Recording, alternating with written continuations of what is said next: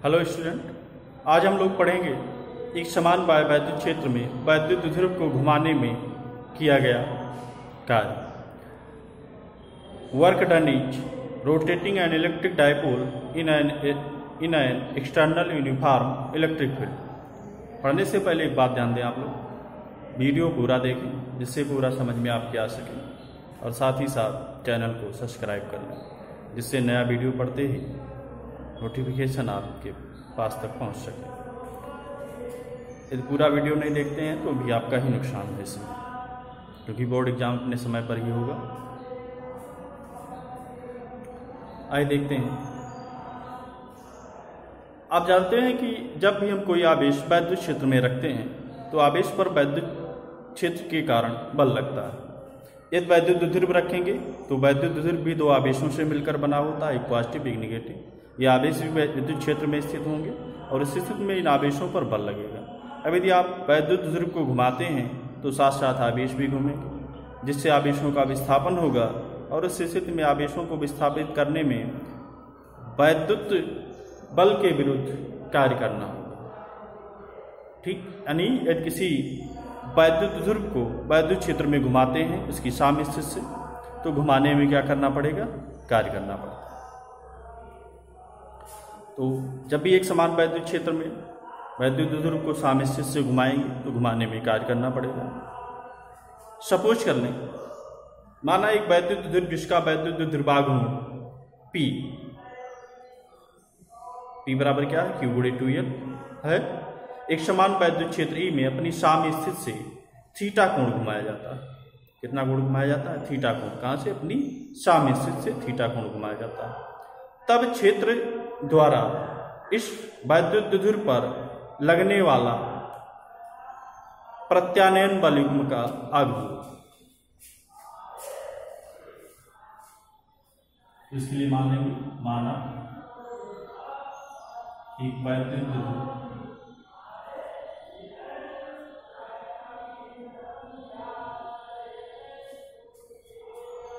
एक समान बाह्य वैद्युत क्षेत्र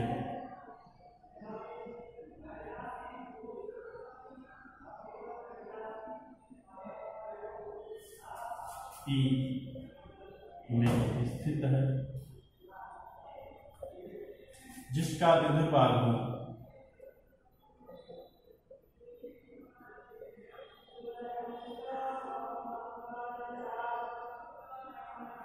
P इक्वल Q गुणे 2L। द्विध्रुव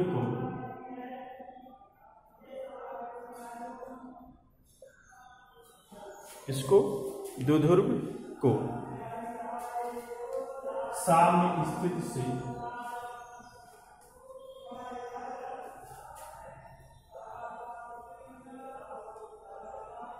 थीटा कोण घुमाया जाता है। अब जो थीटा कोण घुमाएंगे, घुमाने पर क्या लगेगा? उस पर प्रत्यानयन बल युग्म। तब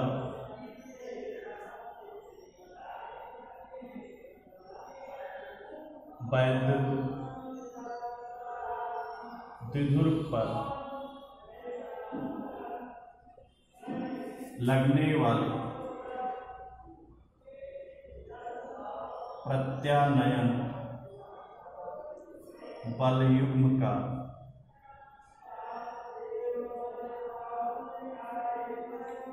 आघूर्ण, आघूर्ण को किससे नोट करेंगे हम? टो से। और पीछे द्विध्रुव का बल आघूर्ण पढ़ के आए हैं, टाउ बराबर किसके होता है? P sine theta. ठीक, अभी बल आघूर्ण करेगा क्या?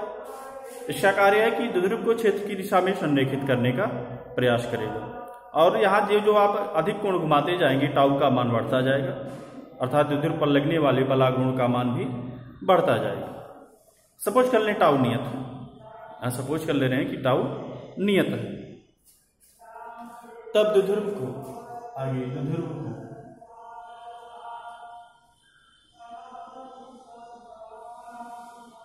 अनंत सूक्ष्म कोणीय विस्थापन डी थीटा घुमाने में कृत कार्य। अनंत सूक्ष्म कोणीय विस्थापन कहें या कोण, डी थीटा घुमाने में कृत कार्य।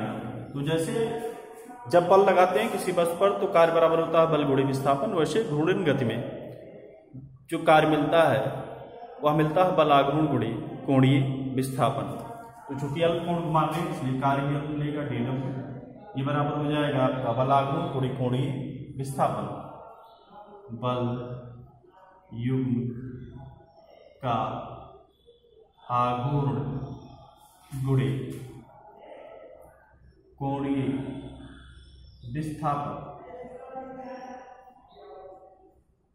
बल युग्म का आघूर्ण किसके बराबर है, टाउ के। कोणीय विस्थापन कितना है, डी थीटा। टाउ का मान कितना है, P B sine theta into D theta. अतः अब ये ज्ञात कर सकते हैं कि ये बड़े कोण पर घुमाएं तो कितना कार्य करना पड़ेगा। उसके लिए उस कोण की लिमिट ले लेंगे, कहाँ से कहाँ तक घुमा रहे हैं, और इसको क्या करेंगे हम इंटीग्रेट कर लेंगे। अतः वैद्युत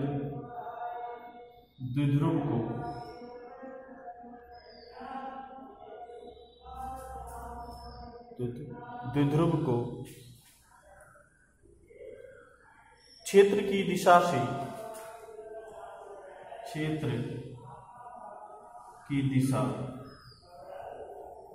थीटा 0 से थीटा को, कहाँ से कहाँ, थीटा 0 से थीटा को घुमाने में कृत कार्य। इसके लिए क्या करेंगे, हम इसको इंटीग्रेट कर देंगे। लिमिट क्या रखेंगे, थीटा 0 से थीटा।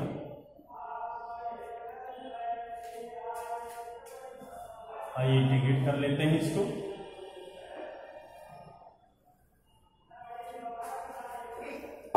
ये था आपका डी डब्ल्यू, तो टोटल वर्क डन डब्ल्यू हो जाएगा। इसको इंटीग्रेट करेंगे, थीटा 0 से थीटा पी ई साइन थीटा डी थीटा। इसमें पी और ई कांस्टेंट है, इसको इंटीग्रेशन साइन से पहले लिख लेते हैं हम। Theta 0 to theta sine theta D theta equal P E. साइन थीटा का जो समाकलन होता है वो मिलता है हमें माइनस कास थीटा। क्या मिलता है, माइनस कास थीटा।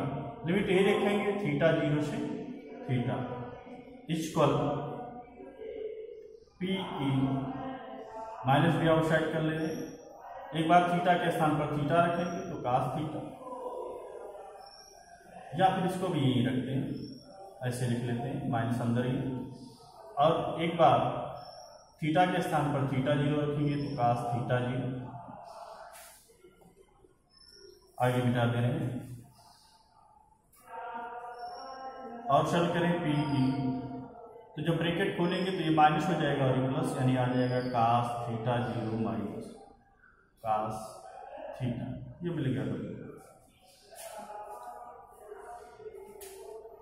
अब आगे ध्यान दें, यदि हम साम्य स्थिति से घुमाने में कृत कार्य ज्ञात किया हमने, यदि साम्य स्थिति से घुमाया जाए कोण को, अतः द्विध्रुव को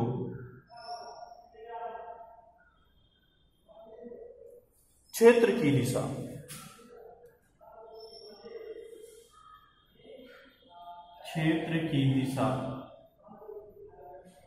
अर्थात साम्य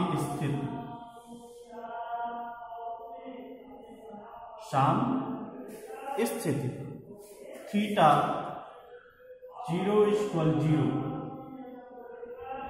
से घुमाने में कृत कार्य। W बराबर हो जाएगा पी ई, कास थीटा 0 के स्थान पे 0 रख देंगे और माइनस कास थीटा। कास 0 का मान होता है कितना, 1, हो जाएगा पी 1 माइनस कास थीटा। ये घुमाने में कृत कार्य मिल गया। क्या मिल गया हमें? घुमाने में कृत कार्य। अब आइए कुछ कंडीशन पर विचार कर लेते हैं। यहीं पर ये फार्मूला मिल गया और ये कुछ कंडीशन पर विचार कर लेते हैं। पहली कंडीशन क्या है?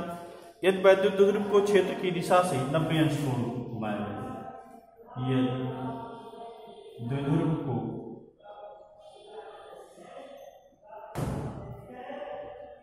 क्षेत्र की दिशा से 90 अंश कोण घुमाया जाता है,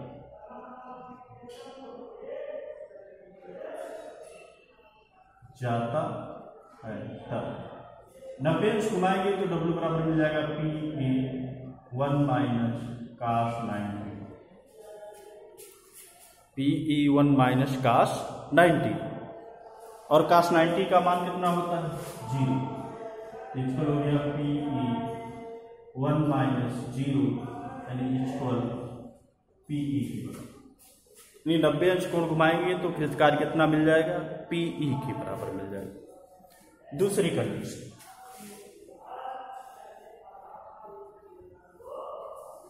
पहली कंडीशन हो, दूसरी पर विचार करें। यदि द्विध्रुव को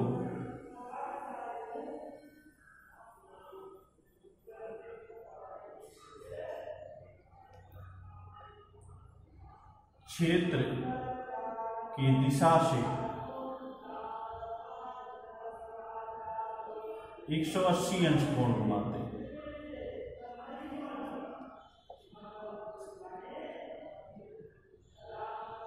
तब अब 180 अंश कोण घुमाएंगे तो W बराबर मिल जाएगा PE1 minus cos 180 equal PE1 minus cos 180 अंश का मान -1 मिलकर माइनस मिलकर हो गया प्लस, यानी 1 1 जुड़ गया, हो गया 2 यानी 2P। इसकी बराबर मिल जाएगा 2P। यानी 90 अंश कोण घुमाएंगे तो कृत कार्य PE, और यदि 180 अंश कोण घुमाते हैं तो किया गया कार्य 2PE के बराबर। अगला पॉइंट पर विचार करते हैं। वैद्युत क्षेत्र में द्विध्रुव की स्थितिज ऊर्जा, potential energy of an electric dipole in an electric field. आप जानते हैं यदि आवेश को हम कहाँ से लाएं? अनंत से। वैद्युत क्षेत्र में किसी बिंदु तक लाते हैं तो लाने में कार्य करना पड़ता है। ठीक उसी प्रकार से यदि वैद्युत द्विध्रुव को लाएंगे तो वैद्युत द्विध्रुव भी आवेशों से निर्मित होता है, 2 आवेशों से। तो उन आवेशों को भी अनंत से वैद्युत क्षेत्र में लाने में जो कार्य करना पड़ता है वह उस बिंदु पर वैद्युत द्विध्रुव की स्थितिज ऊर्जा कहलाती है। ध्यान से दें फिर से, वैद्युत क्षेत्र में किसी वैद्युत द्विध्रुव को अनंत से वैद्युत क्षेत्र के भीतर लाने में जो कार्य करना पड़ता है वही वैद्युत द्विध्रुव की स्थितिज ऊर्जा कहलाती है। वैद्युत क्षेत्र में इस तरह से लिखते हैं, वैद्युत क्षेत्र में किसी वैद्युत द्विध्रुव की स्थितिज ऊर्जा उस कार्य के बराबर होती है जो वैद्युत द्विध्रुव को अनंत से क्षेत्र के भीतर लाने में करना पड़ता है। अब आइए इस कार्य की गणना कैसे करें। मान लेते हैं एक वैद्युत द्विध्रुव को अनंत से एक समान वैद्युत क्षेत्र E में लाया जाता है और इस प्रकार लाया जाता है कि वैद्युत द्विध्रुव का द्विध्रुवाघूर्ण P सदैव क्षेत्र की दिशा में रहे। वैद्युत द्विध्रुव का द्विध्रुवाघूर्ण P सदैव क्या रहे? क्षेत्र की दिशा में रहे। तो मान लेते हैं वैद्युत द्विध्रुव है, इधर माइनस Q आवेश है, इधर प्लस Q आवेश है। इसका द्विध्रुवाघूर्ण है यहाँ, ये द्विध्रुवाघूर्ण P। द्विध्रुवाघूर्ण की जो दिशा होती है -Q से +Q होती है। इसकी लंबाई कितनी? 2L। कहां से लाया जा रहा है इसको? अनंत से। यहां पे इनफाइनाइट। कैसे लाया जा रहा है? इस प्रकार लाया जा रहा है कि जो वैद्युत द्विध्रुव पी है इधर, वह वैद्युत क्षेत्र की दिशा में है, तो वैद्युत क्षेत्र भी हम सपोज कर लेते हैं कि इसी डायरेक्शन, वैद्युत क्षेत्र का डायरेक्शन हो गया। अब देखें तो हमेशा पी किसकी दिशा में है, वैद्युत क्षेत्र की दिशा में। अब जब आवेश को लाएंगे तो इस पर बल लगेगा, प्लस क्यू आवेश पर बल किधर लगेगा, वैद्युत क्षेत्र की दिशा में, माइनस क्यू आवेश पर बल किधर लगेगा, क्षेत्र की विपरीत दिशा में। और प्रत्येक पर जो बल लगेगा वो परिमाण में बराबर पर दिशा में यहां विपरीत होगा। ठीक। अब वैद्युत क्षेत्र ई के कारण, इसके कारण वैद्युत क्षेत्र ई के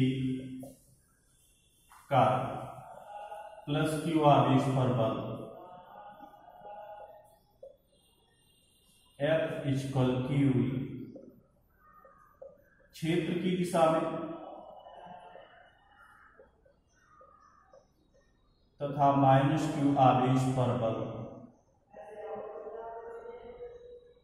सेम बल F इक्वल क्यू ही, क्योंकि यह वैद्युत क्षेत्र समान है, आवेश भी समान है, क्षेत्र की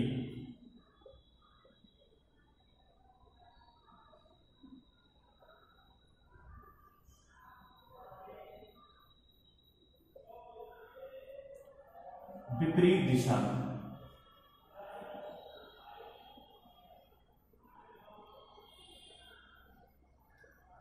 लगेगा। एक क्षेत्र की दिशा में लगेगा और एक क्षेत्र की विपरीत दिशा में लगेगा। अब इस स्थिति में देखें तो जब वैद्युत ध्रुव को लाएंगे तो जिस आवेश पर बल क्षेत्र की विपरीत दिशा में लग रहा है वह तो स्वतः चलाएगा वैद्युत क्षेत्र में, और जिस पर क्षेत्र की दिशा में लग रहा है उसको लाने में क्या करना पड़ेगा, स्वतः आएगा नहीं, लाने में कार्य करना पड़ेगा। तो यहां कह सकते हैं कि जो माइनस क्यू आवेश है उसको लाने में कार्य करना नहीं पड़ेगा, स्वतः प्राप्त हो जाएगा। और ये कार्य कौन करेगा, स्वयं वैद्युत क्षेत्र करेगा। लेकिन प्लस क्यू आवेश को लाने में बाह्यकर्ता द्वारा कार्य करना पड़ेगा। तो इस तरह से माइनस क्यू आवेश पर को लाने में कार्य प्राप्त हो रहा है, माइनस क्यू आवेश को लाने में क्या हो रहा है, कार्य प्राप्त हो रहा है, तो ये ऋणात्मक होगा। और प्लस क्यू आवेश को लाने में कार्य करना पड़ रहा है, इसलिए धनात्मक होगा। तो यहां कार्य दो प्रकार की होगी, माइनस क्यू वाला ऋणात्मक और प्लस क्यू वाला कैसा हो गया, धनात्मक हो गया। ठीक। अब देखिए तो जब भी इस तरह से हम लेकर आएंगे कि हमेशा वैद्युत द्विध्रुवाग्न वैद्युत क्षेत्र की दिशा में रहे तो माइनस क्यू आवेश आगे होगा और प्लस क्यू आवेश क्या होगा, पीछे। माइनस क्यू आवेश कितना होगा, आगे 2l दूरी। यानी माइनस क्यू आवेश का जो कार्य हमें प्राप्त हो रहा है ऋणात्मक कार्य, वह प्लस क्यू आवेश से ज्यादा होगा। कितना ज्यादा होगा, 2l दूरी, जो कि वो अधिक तय करेगा, इसलिए इतनी दूरी तय करने में जो कार्य प्राप्त हो। और शेष कार्य जो होगा प्लस क्यू का और माइनस क्यू का समान होगा। और जब उसको ज्ञात करेंगे तो एक दूसरे से जोड़कर एक दूसरे को क्या करेंगे, निरस्त कर देंगे। सिर्फ कितना कार्य प्राप्त होगा, माइनस क्यू द्वारा जो कार्य प्राप्त हो रहा है कितना, 2l दूरी अधिक चलने में। ध्यान दें एक बार फिर से, प्लस क्यू आवेश का कार्य धनात्मक होगा, माइनस क्यू का ऋणात्मक। तो जब जोड़ेंगे तो यदि माइनस क्यू यहीं तक आता तो प्लस क्यू और माइनस क्यू का टोटल आवेश, टोटल कार्य क्या हो जाता है, एक का धनात्मक एक का ऋणात्मक, और दोनों मिलकर एक दूसरे को निरस्त कर देंगे। लेकिन माइनस क्यू आवेश यहीं तक आ नहीं रहा है, 2l दूरी और आगे जा रहा है। तो उस स्थिति में किया गया कार्य जो 2l दूरी है, माइनस क्यू किया गया कार्य नहीं, प्राप्त कार्य माइनस क्यू आवेश का 2l दूरी वाला ये बचा रह जाएगा, ये निरस्त नहीं होगा। यानी द्विध्रुव को लाने में कार्य करना नहीं पड़ेगा, इस स्थिति में प्राप्त होगा। यानी कार्य कैसा होगा, ऋणात्मक होगा। कितनी दूरी का अधिक कार्य प्राप्त होगा, में 2l दूरी का, कौन से आवेश का, माइनस क्यू आवेश का। और शेष जो कार्य प्लस क्यू और माइनस क्यू का एक दूसरे को क्या करेंगे, निरस्त कर देंगे। ठीक। तो अतः वैद्युत द्विध्रुव को बाकी चीजें जैसे बताया सेम लिख लेना है आपको कि प्लस क्यू आवेश और माइनस क्यू आवेश का कार्य क्या हो रहा है, एक का पॉजिटिव हो रहा है, दूसरे का निगेटिव हो रहा है। ठीक। अब चूंकि माइनस क्यू आवेश 2l दूरी अधिक तय करता है, इसलिए लाने में कार्य कैसा प्राप्त होगा, ऋणात्मक। शेष कार्य दोनों का एक दूसरे को क्या करेंगे, निरस्त कर देंगे। तो द्विध्रुव को, अतः वैद्युत द्विध्रुव को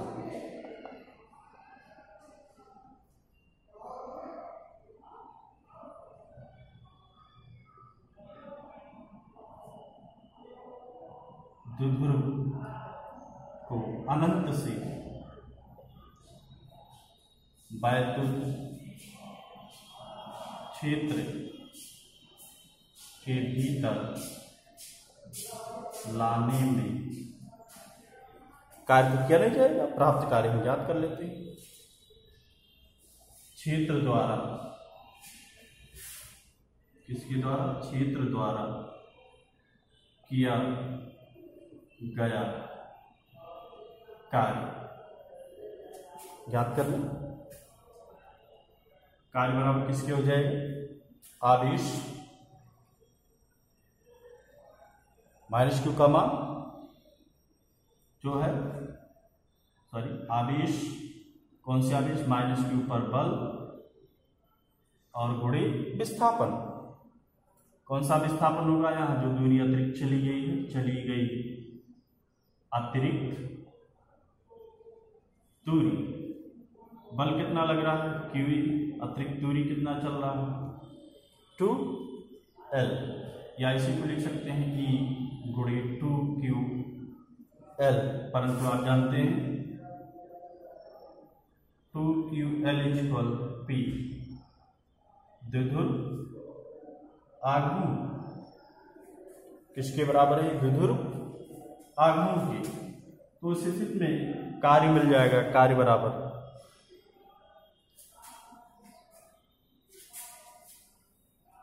हाँ एक ही छोड़ जाए, क्योंकि ये निगेटिव है कार्य, इसलिए ऋण चिन्ह के साथ रखेंगे। तो यही बराबर अब आपका मिल जाएगा इक्वल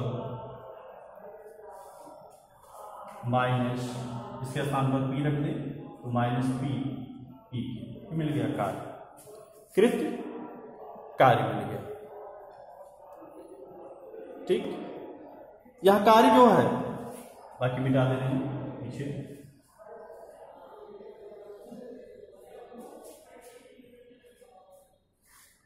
यह कार्य द्विध्रुव की,